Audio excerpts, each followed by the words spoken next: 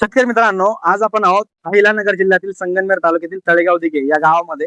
आणि आज बघू शकतो की आताच एक थोडा वेळापूर्वी या ठिकाणी जोरदार अशा प्रकारचा जवळपास अर्धा तास या ठिकाणी मुसळधार अशा प्रकारचा पाऊस झालेला आहे.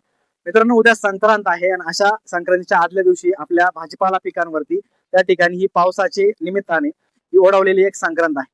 आणि अशा अवकाळी पावसामुळे आपल्या भाजीपाला पिकांचं त्या ठिकाणी मोठ्या प्रमाणावरती नुकसान होऊ शकतं.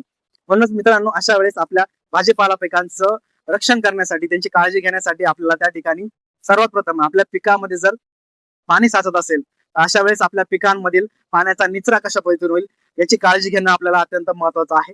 त्यासोबतच मित्रांनो, आपल्या पिकामध्ये वेगवेगळ्या प्रकारच्या भाजीपाला पिकांमध्ये आपल्याला त्या ठिकाणी प्रतिबंधात्मक अशा प्रकारची फवारणी घेणे अत्यंत महत्वाचं आहे, जेणेकरून पुढे येणारे जे काही आपल्या भाजीपाला पिकांवरील वेगवेगळ्या प्रकारच्या बुरशीजन्य आजार असतील, बुरशीजन्य रोग असतील, याच्यावरती नियंत्रण मिळवणं आपल्याला सोपं होईल.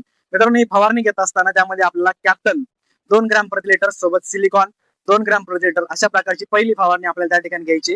ही जर फवारणी आपल्याला मिळत नसेल मित्रांनो, याऐवजी आपण त्या ठिकाणी कॉपर ऑक्झिक्लोराइड 50% WP 2 ग्रॅम प्रति लिटर आणि सोबत त्या ठिकाणी 05234 2 ग्रॅम प्रति लिटर अशा प्रकारे आपण त्या ठिकाणी फवारणी आपल्या पिकामध्ये घेऊ शकतो.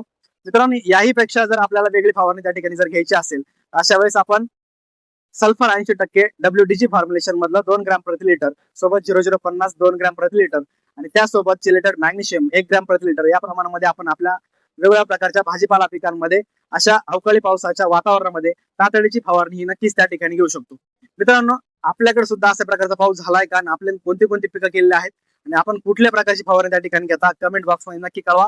ही माहिती जर आपल्याला आवडली असेल तर व्हिडिओला लाईक करा आणि व्हिडिओ इतर शेतकऱ्यांपर्यंत शेअर करा आणि रविराज ॲग्रो चॅनलला सबस्क्राईब करायला विसरू नका. धन्यवाद.